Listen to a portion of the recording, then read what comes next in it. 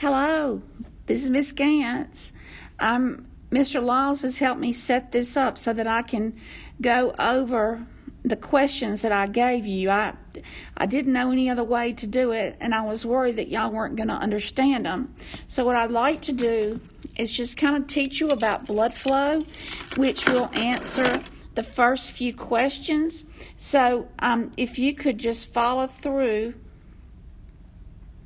with me as I try to draw this. Now this is new for me, so I'm trying to figure out how to go to a blank page.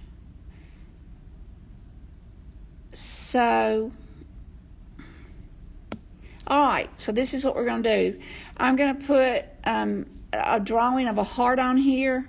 Now this is not how the heart really looks, okay? So you've got your 2 atria and your 2 ventricles, okay? Now, alright. So we're going to take this and we're going to put this as the right side where it's some anatomical position, and the left side is some anatomical position. Alright, now, so there are a couple things you have to remember. First, we have a 4-chambered heart. There are animals that don't, but humans do have 4 chambers. The top 2 chambers are called atria. Each one singular is an atrium, okay? So they have a right atrium and you have a left atrium. All right. The bottom 2 chambers, each one of those is called a ventricle. And they would just be, plural would be ventricles, okay? So the plural of atrium is atria. All right, now, so far so good. All right, now, the atria, each of these, the right and the left atria, they're going to receive blood, and the ventricles, they pump blood. So I've got my pumps and I've got my receiving chambers.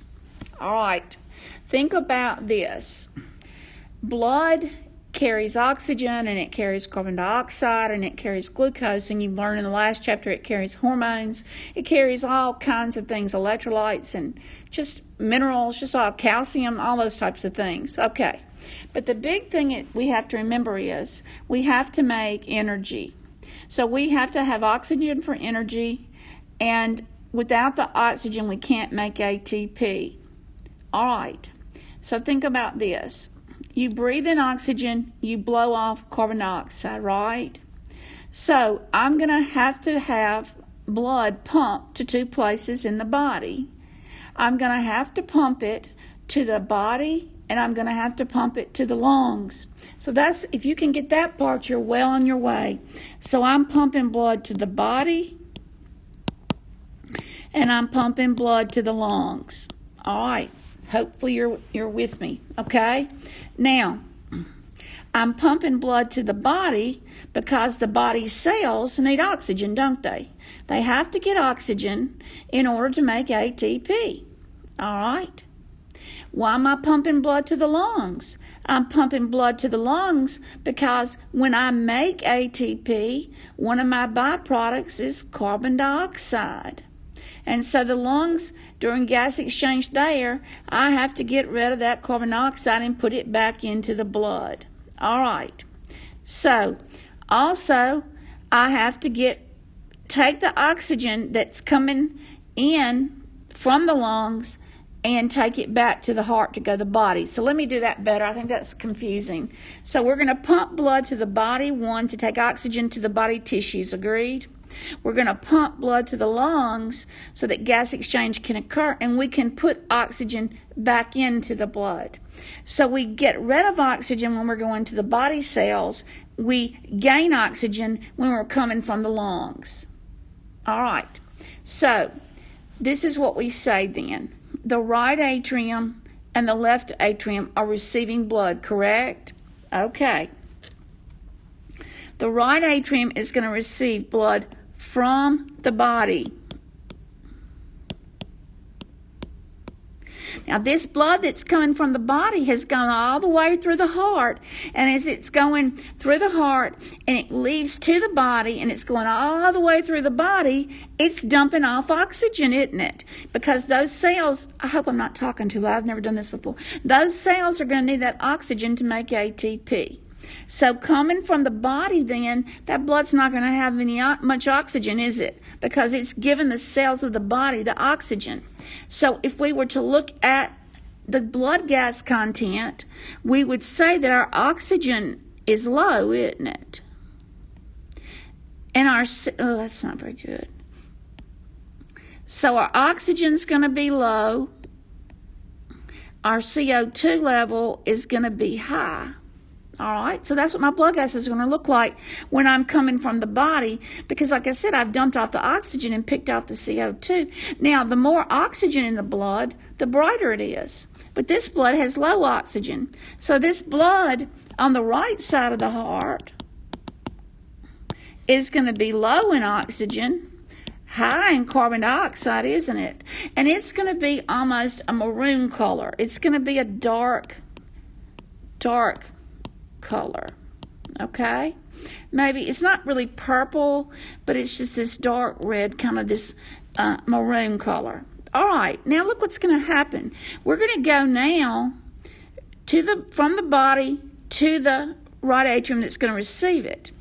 Well, the left side is going to receive blood from the lungs. So what is it going to do if it's getting it from the lungs?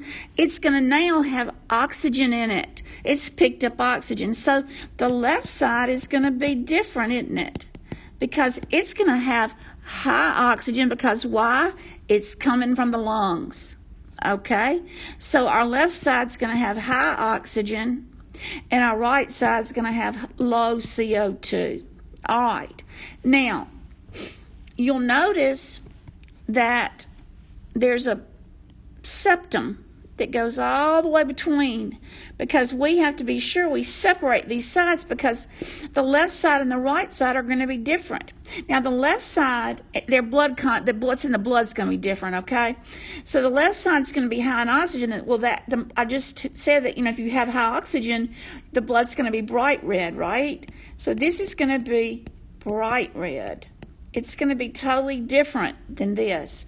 So if you were asked, well, describe the blood on the right side of the heart in both the chambers, the blood's going to be high in oxygen, it's going to be low in carbon dioxide, and it's going to be maroon or a dark color. The blood on the left side is going to be high in oxygen, low in CO2, and it's going to be a bright red color. All right, now. So then what's going to happen, I'm going to erase this so I have some room to write, okay? It's not erasing so good, though, is it? All right, so this is what's going to happen next. All right, so let me draw a heart back again. All right, let's put right and left. So my blood's coming into my right atrium. Now, where is it coming from? Remember, from the body. All right. And what's the oxygen level? Low oxygen. CO2 is high because I've dumped off oxygen and picked up carbon dioxide. All right. Now, okay. Right side, low oxygen, high CO2, dark maroon blood. Okay. Now, remember, left and right chambers of the left and right atria receive blood. Okay. All right. Now, so this blood comes into the right atrium and it's going to flow. One of the things that students sometimes have trouble with is you have to remember, and if I were here, I could show it to you. I don't know yet how to put myself on camera, which I don't know if that's a good thing or not. But when the heart, a lot of people think, oh, the heart, all the chambers contract at one time. They don't. The two atria contract together, all right? And while they're contracting, the blood is going into the right ventricle and the left ventricle at the same time, okay? So what happens then is the right atria contract, and then the left atria contract. Damn it. Oh, excuse me. I better I'm going to get rid of that. The right atria contract, and then the right and left. I'm sorry, I'm getting nervous. The right and left atria contract, and then the right and left ventricles contract. Let me say that again. So the right and left atria contract, and the right and left ventricles contract. Does that make sense? So the blood is going to leave the right and left atria and go to the right and left ventricles. All right. Now, so let's kind of go through and follow it. So we're going to go from the body, and we're just going to add as we go, okay? All right, so here we're going into the right atrium, and then we're going to go from the right atrium to the right ventricle, right? And then we're going to go to the lungs. All right. We are normally going to say that the right side is lung side, okay? So I'll get rid of this now. So the right side of the heart is my lung side. So I'm going to go in the right atrium, and I'm going to go to the lungs. Now, why did I go to the lungs? I went to the lungs to pick up oxygen and do what? Dump off CO2. I'm going to come back from the lungs to the left atrium, right? And now I've got blood that's high in O2, low in CO2. And I'm ready for that blood to go to the body. So I'm going to go from the left atrium to the left ventricles. Left ventricle. All right. We are normally going to say that the left side of the heart is body side. Because where's the blood going? To the body. So the left ventricle and the left ventricle is going to pump to the body. So that's why it's body side. Remember that now, okay? And then the right ventricle is going to pump to the lungs, so it's going to be lung side. All right, so far so good. All right, so let's go through it one more time. Make sure you have it. All right. Here we go. So we're going to start. Let's put the heart back on here again, and I think I'm going to do it bigger now so I'll have more room. That's too big. Hold on.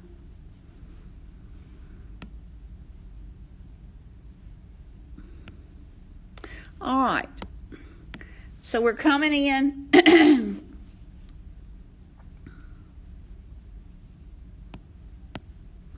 Trying to make the atria really smaller than the ventricles. And again, this isn't how it looks, okay, in real life. All right, so let's go through it then. We're going into the right atrium, right ventricles, to the lungs, right? All right. From the lungs, we're going to the left atrium, to the left ventricle, and where are we going from there? To the body. All right? And that's a very simplified version of that. All right. Hopefully you're okay with that. So we're going to start filling in information here. All right. Now, in the notes that I gave you on the lab that are in your lab module, I mentioned to you that normally that's what we say is that veins are going to carry blood to the heart. Okay. Arteries carry blood away from the heart. All right. Now, that's pretty much the rule of thumb. So let's think about that. Veins carry blood to the heart. Arteries carry blood away from the heart. All right. So I want you to think with me. If the blood is coming to the heart on the right side from the body into the right atrium, what blood vessel is going to carry blood into that right atrium? It must be what? It must be a vein, because veins carry blood to the heart. Agreed? Okay. I'm going through the right atrium to the right ventricle, and now I'm going to the lungs. But what am I doing? I'm going away from the heart, so these must be arteries that are carrying the blood away from the heart to the lungs. All right? I'm going back now to the left atrium. So if I'm going to the heart, don't these have to be veins? Okay. Then I'm going from here back to the body, left side's body side. If I'm going away, then this has to be arteries. all right, an artery. So veins carry blood to the heart, arteries carry it away, to the heart, away are arteries. So far, hopefully this is good. All right.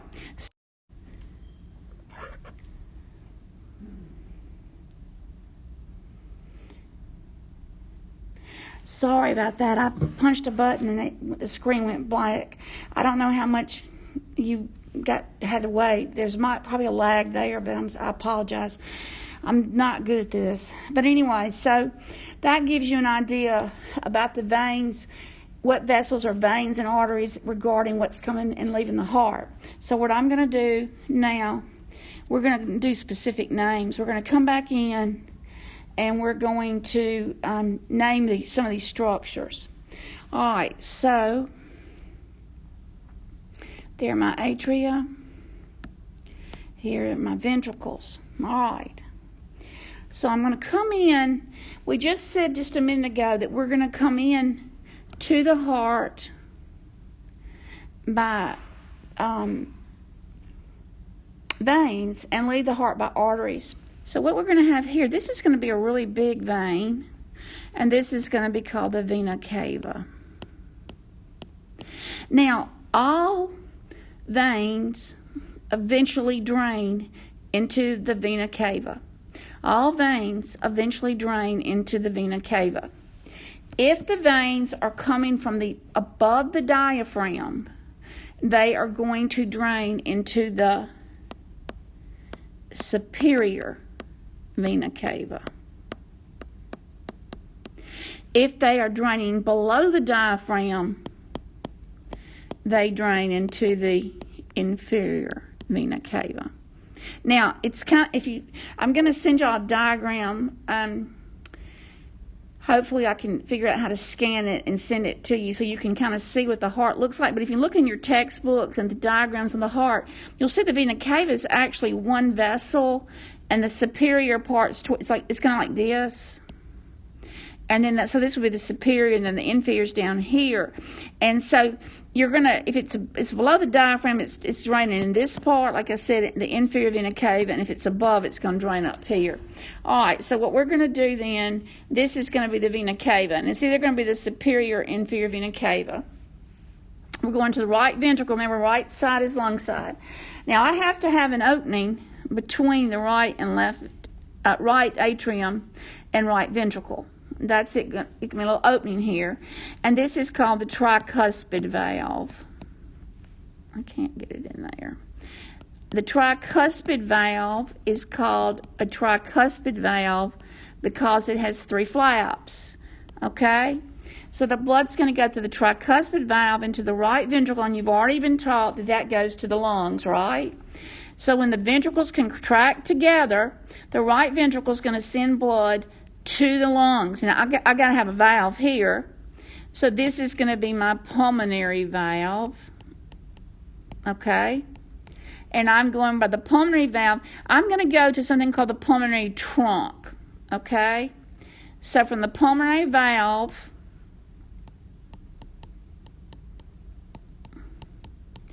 I'm going to the pulmonary trunk. Okay? Now you got 2 lungs, right? Remember, we're going away from the heart, right?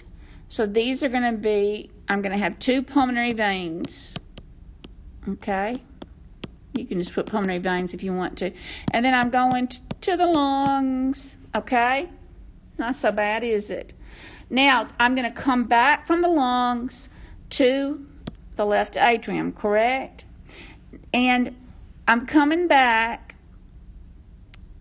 Think about these are. I'm sorry, this is wrong-ish. These are pulmonary arteries, because and you know what? I remember they go away, right? So these are pulmonary arteries. They're going away. So now I'm going from the lungs. Okay, sorry about that mess up. From the lungs to the left atrium, but I'm going to the heart. So these are going to be my pulmonary veins. All right, pulmonary veins are going to carry that nice, rich oxygenated blood to the left atrium, okay? And then I'm going to go into a valve here. And y'all, this one, old school, was bicuspid. You can use either one. For me, I think in your programs they're going to be using mitral now. Every time I look at something, they're saying mitral valve. And you actually might have heard of mitral valve prolapse. That's when that flap it doesn't work like it's supposed to. Now, and when I say flap, remember the tricuspid has 3 flaps. The bicuspid has 2 flaps. And like I said, either one is correct. And I want you to know from me both names, because there are going to be some people that are going to use bicuspid, and there are some that are going to still use mitral. So we're going to go through the bicuspid or the mitral valve. We're going to go to the left ventricle. Got to have a valve here. This is an aortic valve. And now we're going from the aortic valve to the aorta. All right, that aorta is big. It's the biggest blood vessel in your body. All arteries, eventually, if you trace them back, they branch off the aorta. So let's go back and look at that a minute. All veins drain into the vena cava, right? Eventually, you follow through, and they eventually end up there. And all arteries branch off the aorta. So you can trace your arteries back to coming off the aorta, and you can follow the veins, and eventually they're going to ultimately drain into the blood that's going to drain to the vena cava. So let's do it one more time. So I'm going to come from the body. If it's above the diaphragm, I'm going to dump into the superior vena cava. If it's below the diaphragm, I'm going to dump into the inferior vena cava, right? I'm going to go vena cava, right atrium, tricuspid valve, go to, now I've got here's my tricuspid, my right ventricle, correct? I'm going to go from my right ventricle out, my pulmonary valve here. I'm going to go to my pulmonary trunk. I'm going to go to my pulmonary arteries, and then I'm going to my lungs, okay? Come back to my left atrium, all right? Come back to my left atrium by pulmonary veins, okay? All right. Veins go to the heart. Go to my bicuspid valve. After my left atrium, go to my bicuspid valve or my mitral valve. Go to my left ventricle, come out my aortic valve to my aorta, which goes to the body. All right. Everybody got that now? Let's do it one more time. All right, so blood from the body is going to come to dump into the vena cava, which is a vein, right? Biggest vein there is. Okay. Not the biggest blood vessel, biggest vein. All right, so we're going to come into the vena cava, above the diaphragm, superior vena cava, below the diaphragm, inferior vena cava. We're going to go to the right atrium, to the tricuspid valve, to the right ventricle, to the pulmonary valve, pulmonary trunk, pulmonary arteries, lungs. Then we're going to go back to the heart by pulmonary veins, to the left atrium, bicuspid or mitral, left ventricle, aortic valve, aorta. All right, that's not so bad, is it? Now, let's talk for a minute about something. What would happen if you, for example, well, let me go back. Let me go back to talk about these walls that divide the chambers of the heart.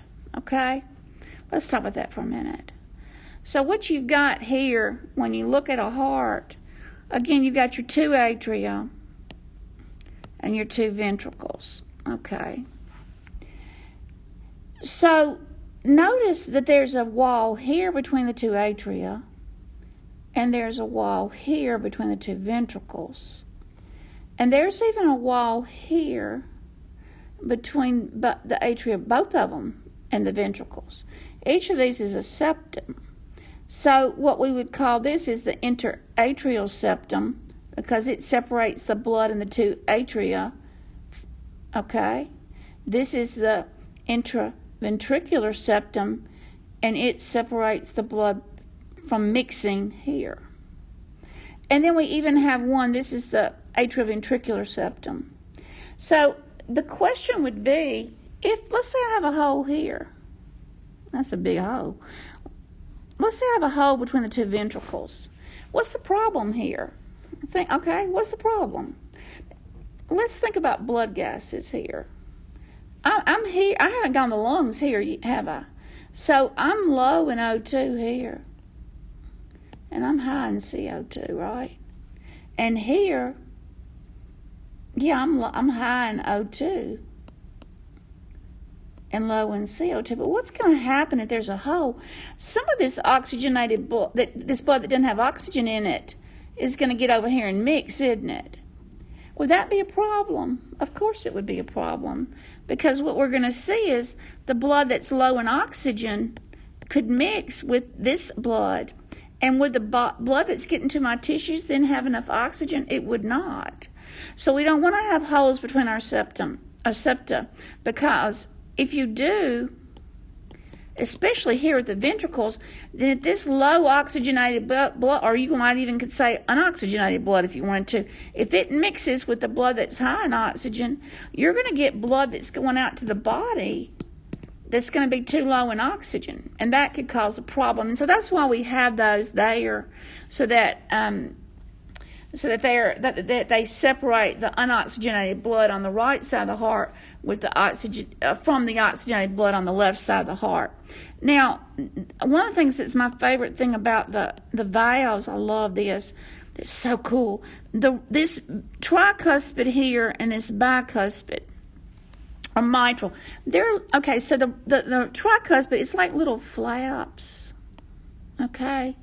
And the left one is like little two flaps. Okay, this is so neat. So right here, these little flaps attach to strings, and they're not really strings, but they're cords in the body. And they're called chordae tendineae.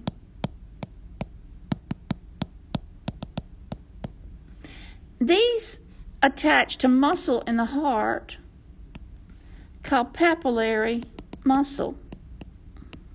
So neat how it works.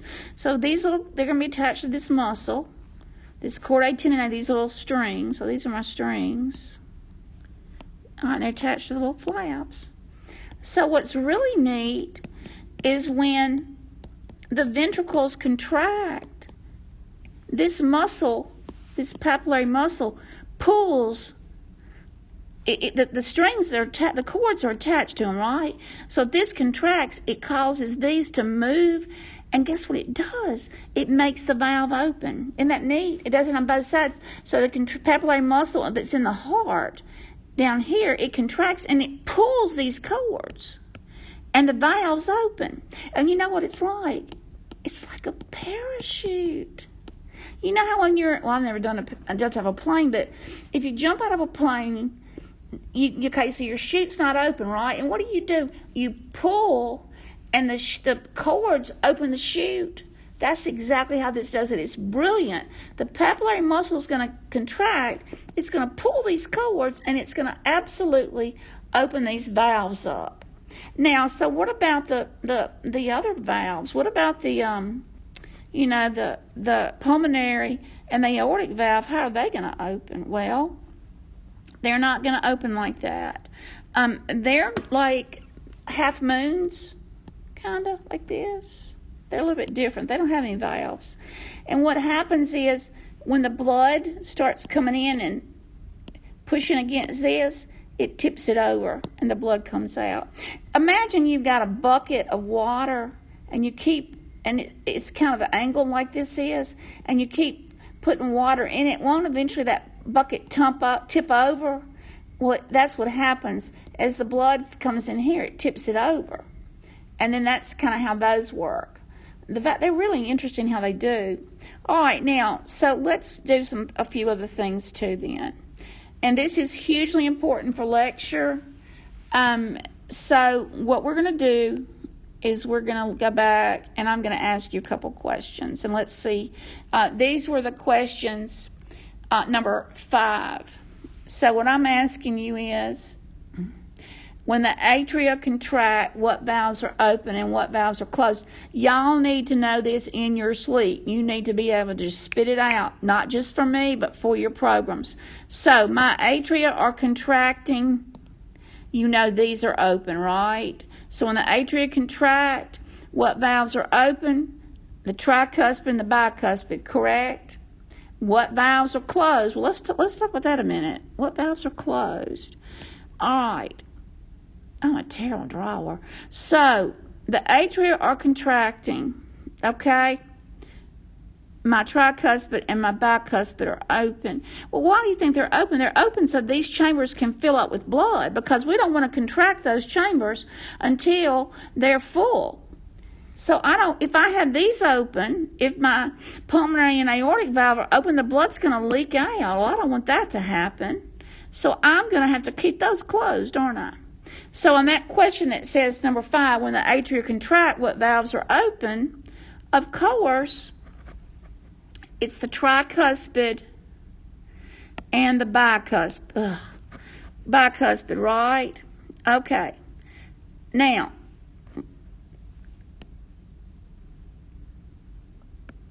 atria contract, tricuspid, bicuspid are open.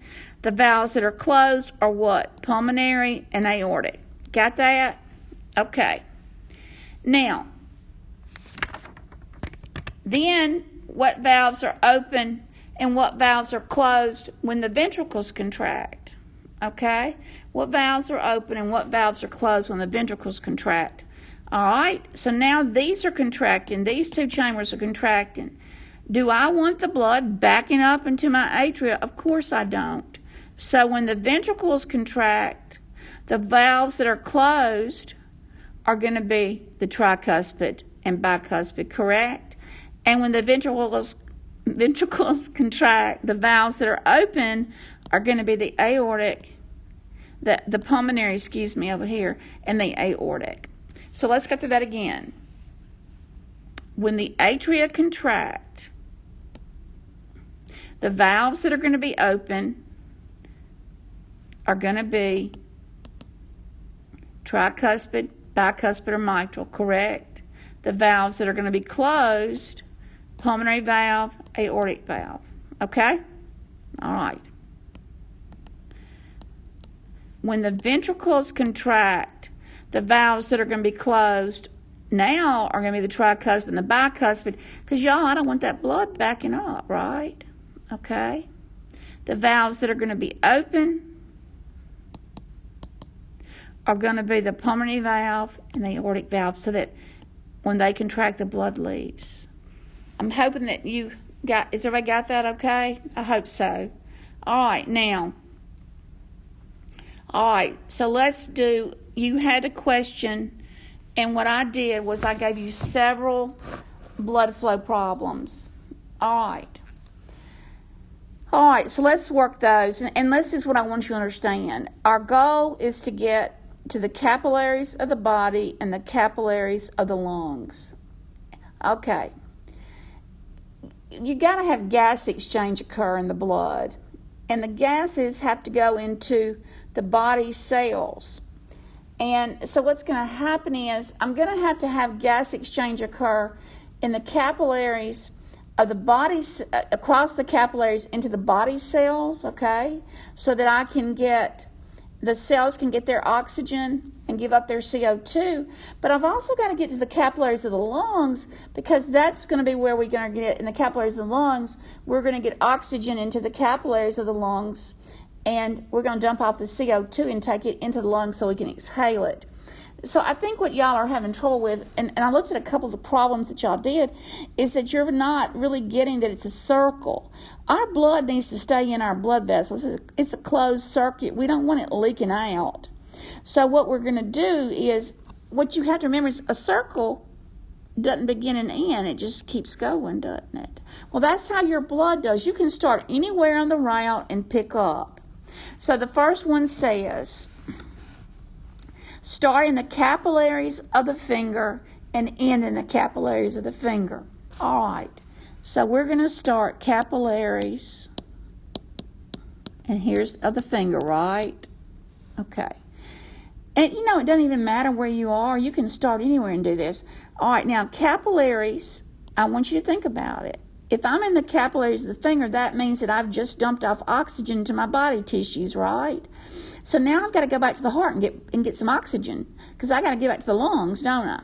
The heart's not going to give me oxygen what the lungs are, so I got to go to the heart to get to the lungs. All right, what blood vessels go back to the heart? Veins, right? So I'm going to go capillaries. Now, I can't go from a capillary to the vena cava. It ain't going to happen. These are microscopic. So I'm going to have to go capillaries, and venules are the smallest of the veins. And then I'm going to go small veins. And I'm building up, see? I'm building up to my medium veins. Okay? Small veins, medium veins, and then I'm going to my large veins. Now, all these large veins eventually are going to end up dumping into the vena cava, right? All right, so I'm in the little finger. Well, if you start in the little finger, your arms, they're going to be above your diaphragm, right? They originate above the diaphragm. So they're going to go then into the superior vena cava. And now we're going to do just what we talked about a few minutes ago. I'm going to the right atrium, right? Okay. From the right atrium, I'm going to the tricuspid. Then I'm going to the right ventricle. Right side is lung side. All right. I'm going to go there from the right ventricle. I got to go through a valve, don't I, y'all? So I'm going to go through the pulmonary valve. Okay. I'm going to go to the pulmonary trunk. So the pulmonary trunk comes up and it branches into the pulmonary arteries, okay? So pulmonary valve, pulmonary trunk.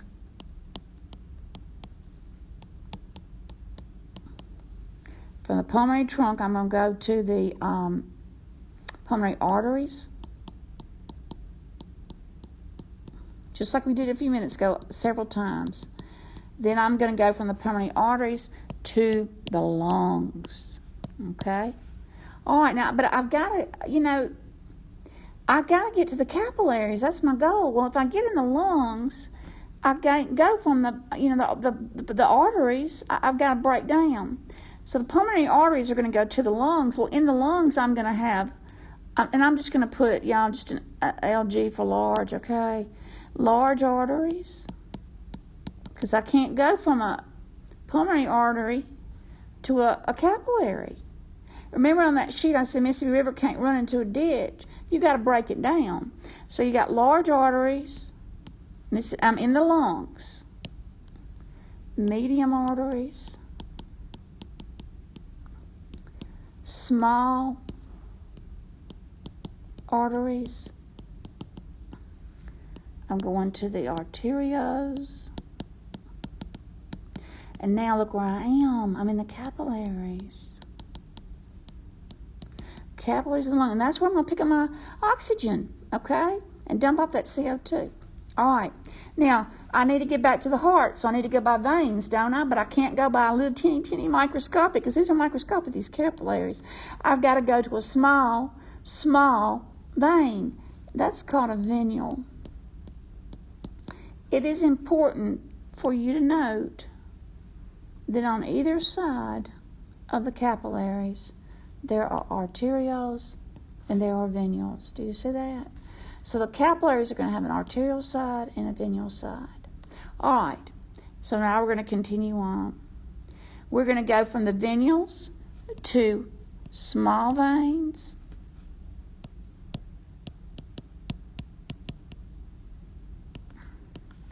medium veins,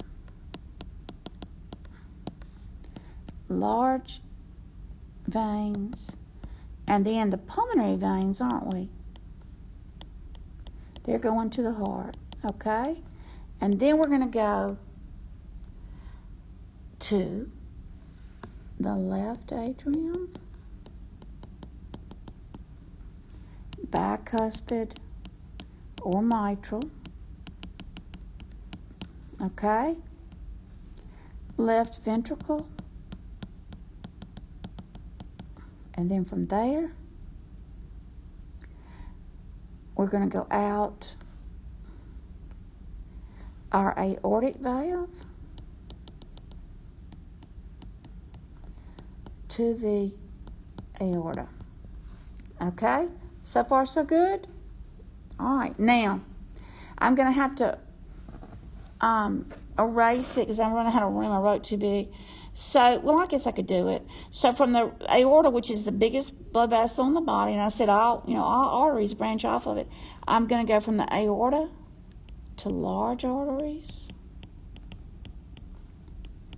medium arteries,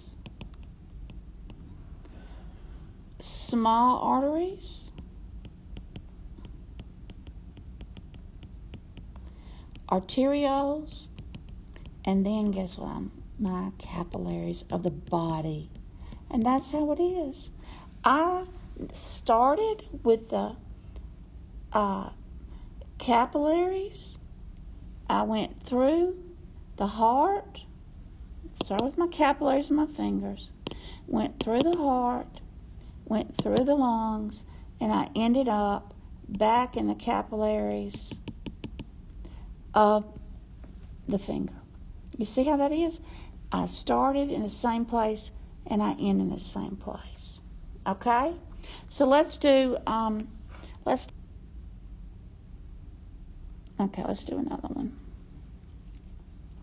So your second one says start in the left. I think this threw y'all because we're starting somewhere different because a lot of people had trouble with this. So what we're doing now is we can start anywhere. It's always the same, y'all. It never changes. Okay? So what we're going to do here is we're going to start now. The second one says start in the left atrium, go to the lower body, and then go back to the left atrium. Okay, now the lower body right there, and I'll give you that in your question. We know that the lower body is below the diaphragm, right? So, the reason I have to say that is to tell you which of the, which vena cava we're going to go in, superior, inferior. So, we're going to start in the left atrium. Now, think about your heart diagram, okay? I'm going to start up higher so I don't run out of room. All right, so let's think about where we're going. Just think about what we looked at. The left atrium, all right,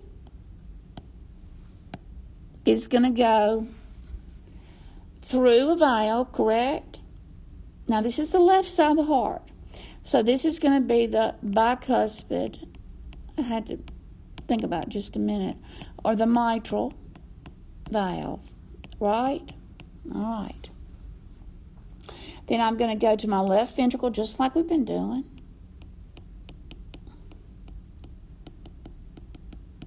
All right. My left ventricle, I'm going to go to the aortic valve.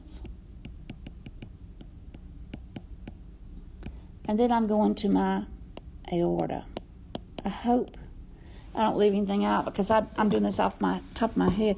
All right, so the aorta is going to go to the large arteries. Okay. And it's going to go to the medium arteries. And then it's going to go to the small arteries. And then what are we going to do? We're going to have an arteriole. Because remember, I'm going to have an arteriole and a venule on each end of the capillary. And the arteriole is going to go to the capillaries. And now I'm in the capillaries. And if you go back, it says in the question, we're in the lower body, right? So we're in the capillaries of the lower body. Now I got to get back to the heart now. I dumped out that oxygen. I got to get rid of this CO2 and pick up more oxygen. So I'm going to go from capillaries. Veins go to the heart. Venules. Okay. I'm going to go small veins. I think it's better to circle that. Maybe be easier. Medium veins. Large veins. And now I'm going to which vena cava? Lower body, right? Lower vena cava. Oops, no. Inferior vena cava. Sorry. Inferior vena cava.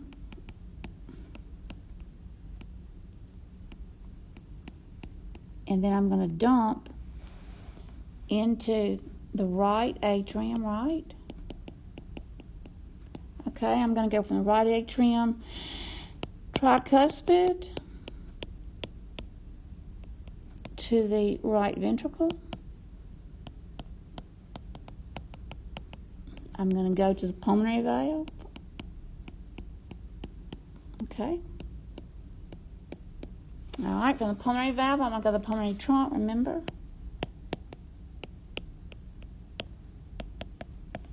Okay. And from the pulmonary trunk, I'm going away from the heart, so I'm going arteries, pulmonary arteries, and I'm going now to my lungs, right? Okay. Now, in the lungs, I got to get down to my capillaries, so I'm going to go, because I got to have gas exchange. I'm going to go large arteries, medium arteries, small arteries,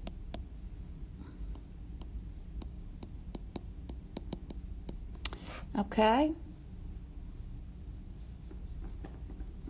arterioles,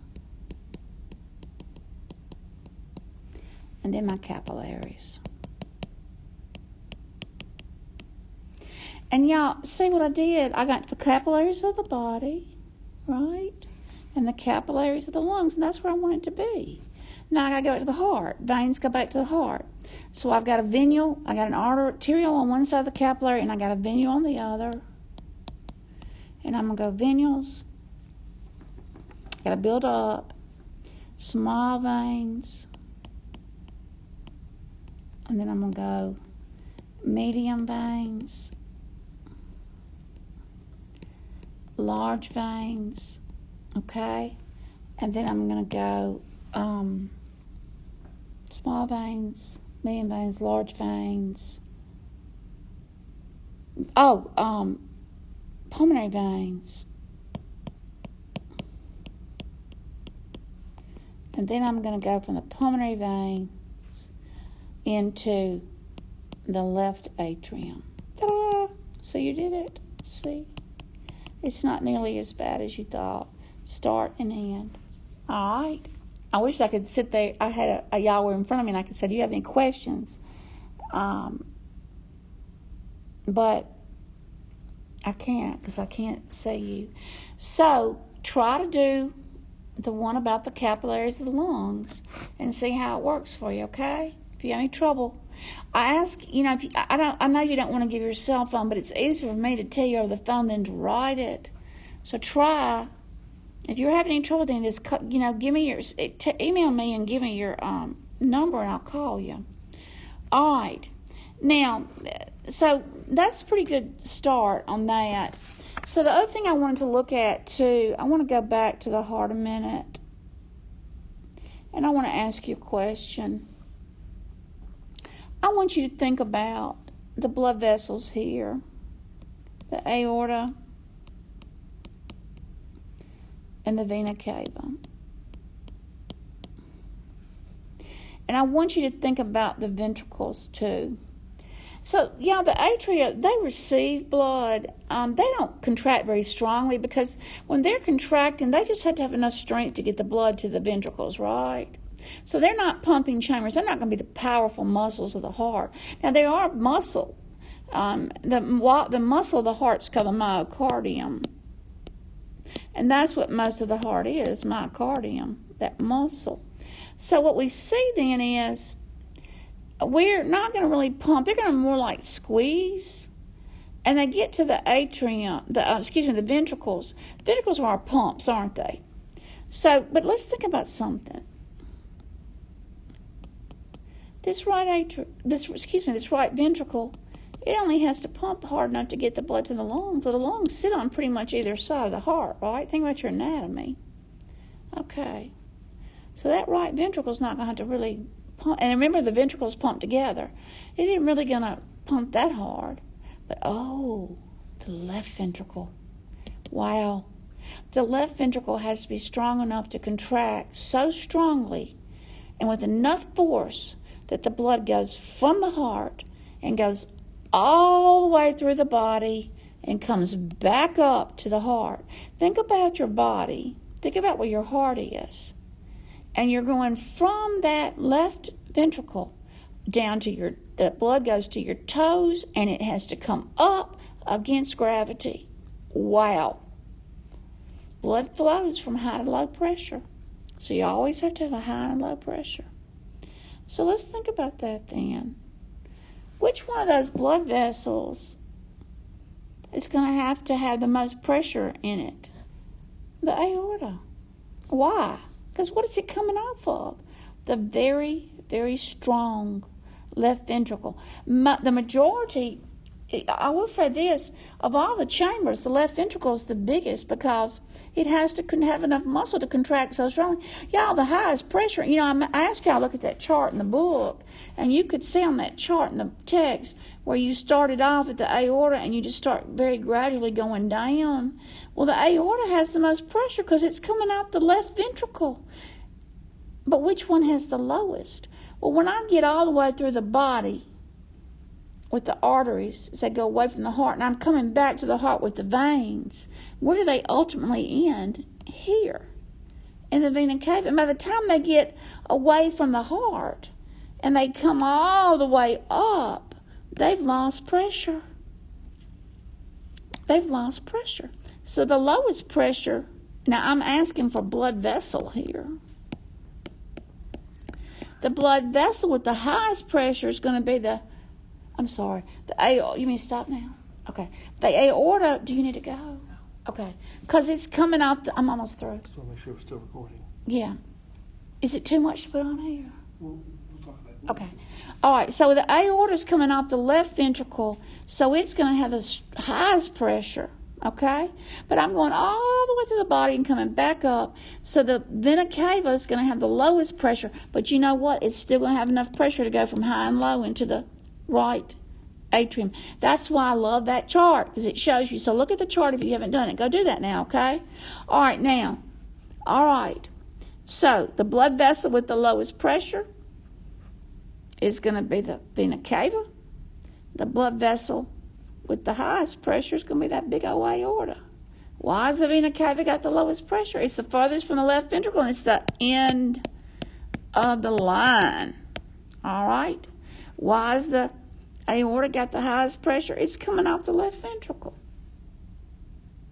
All right? And contracts tremendously strong. Now, this is the question. So what chamber of the heart is the largest? It's the left ventricle. And why? Because it has to pump strongly enough, contract strongly enough to get the blood through the body, back up to the lungs, back up to the heart against gravity. All right, a couple more things before I sign off, okay? Oh, my heart's getting worse and worse, y'all, when I'm drawing it. Okay, so let me ask you something. With only two exceptions, arteries carry bright red blood, okay? And that bright red blood is going to spurt because every time the ventricles contract, the blood goes into the artery, the pulmonary artery and the aorta. And when they're not contracting, the blood doesn't go into those blood vessels. So think about it. The blood that's going to the arteries is going to be going in with each contraction. And then then when the ventricles are relaxed, blood doesn't go in there. Remember, the atria contract while the ventricles are relaxed. The ventricles contract. And then when the atria contract, the ventricles relax. The ventricles contract, the atria relax, okay? So what's going to happen is that when the blood is going to go into these arteries, it's going to spurt. That's why if you cut an artery, the blood spurts. The bigger the artery, the greater the amount of blood that will spurt out. It's kind of, if you ever cut a big artery, it's scary, I tell you. So venous blood tends to seep because it doesn't depend on that contracting and relaxing that we see with the blood going into the arteries. All right. So if arteries carry bright red blood, high in oxygen, right? Veins carry blood that's dark red or maroon, if you want to say, that's low in oxygen. Tell me this. There are two exceptions. What are the exceptions? All right. It's in the notes I gave you, but let's go over it real quickly. Pulmonary arteries are going away from the right ventricle, right? What do we learn? Arteries carry blood high in oxygen. But does the pulmonary artery have high oxygen? No. because what has it done? It's coming, that blood that's coming from the body hadn't gone to the lungs yet, does it? Has it? So, pulmonary artery is one of the exceptions because the pulmonary artery has low O2 and high CO2 because the blood hasn't been where? It hadn't gone to the lungs yet, and it's coming from the body, so it's low in oxygen. Pulmonary vein. Pulmonary veins are coming from the heart, from the lungs. They've picked up oxygen, hadn't they? So this is oxygenated. So this is high in oxygen and low in CO2. These are my two exceptions. And the pulmonary arteries are low in oxygen because the blood's coming from the body and hasn't gone to the lungs.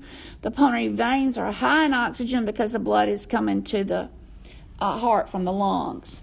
All right. The other questions that you had, you couldn't figure out what helps the venous blood get back to the heart. Because, the veins are carrying that blood, all the way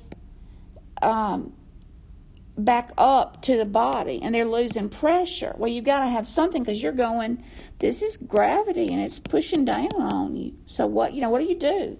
Well, first, you've got when you looked at I asked y'all to look at the different walls of the veins and arteries, you noticed that in the veins, you had something you don't have in arteries. You have something called semilunar valves. Those semilunar valves contract. Well, they don't really contract. That's not a good way to say it. They close. They don't close all the way, but they close, and the blood, well, they do close pretty close to all the way. The blood, it pushes the blood up in the veins, up toward the heart. Think about toothpaste. You take a tube of toothpaste, and you squeeze that end, and that blood goes up, doesn't it? And then you squeeze it again, and that blood goes up out the top of that toothpaste. Well, that's how those semilunar valves do. When they close, it pushes the blood up. And then they close again, and it pushes up. So you got all these little valves in the walls of the veins all the way up. And then you got something really cool, too. You got the muscles in your legs. So semilunar valves are going to help push that blood up. Okay? They're going to help, they call it, that way you won't have venous insufficiency. That's what they call it. If you're not getting the blood where it needs to go from the veins, they call it venous insufficiency. This helps fight against that. You also are going to have the muscles in your legs. Have you ever heard somebody say, to lie in bed is to die? We had an instructor that I adored, Coach Grubb. He was my mentor. I remember he had a heart cath, and he came to school the next day, and I said, why are you not here? And he said, to lie in bed is to die. I've never forgotten that. And in the hospital, they make you get up, don't they? Even after you have surgery, you have to get up. Why? To get the blood moving. Because when you use those muscles in your legs and they contract, they push that blood up because they contract around those veins. See, veins in the legs, the big ones they're lying between those muscles. So if I contract my legs, it pushes that blood up. And that helps too. And then you have respiratory muscles. As you get closer to that area where you use those respiratory muscles, they're going to help. So all these are going to help with the venous return. And that was a question that I had like 7 or 8 of y'all. Some of y'all haven't even responded yet that asked me about that question. So that's how that question would be. And then one of the things too that I wanted to tell you was if your veins leak, what happens? Well, sometimes the valves get weak, especially in people that have jobs where they, maybe teachers or, I notice a lot of pharmacists never sit down. They're always standing. In jobs where you stand a lot, and sometimes it just doesn't even happen. It can just be hereditary. Your semilunar valves can get weak, and so as the blood is supposed to be coming up, some of it will leak back. And when it does, veins are more stretchy than arteries, and so the veins stretch, and you get what's called varicose veins. How about that? And varicose veins are caused by leaky semilunar valves. Okay? In the anal canal, if you have leaky semilunar valves, you have what's called hemorrhoids. And it makes the veins in the anal canal get real big. And people don't realize that's what a hemorrhoid is. It's a stretched vein in the anal canal. Okay, I think that answered most of the questions, and I've done it for, this is an hour, so I don't know how much. I hope I can get all this. Well, I can't. Mr. Law's going to show me because I can't do it. But anyway, I'm going to go over, I'm going to give you some notes on fetal circulation. Gosh, I wish I could be here to teach you that. It's so awesome. And maybe I can do this again and explain that, but we need to have this test. So I'm going to send you some guidelines, and I'm going to send you that diagram of the heart too. I hope this helps you a lot. All right. See you later. I miss y'all very, very much. Take care and be safe. Bye-bye.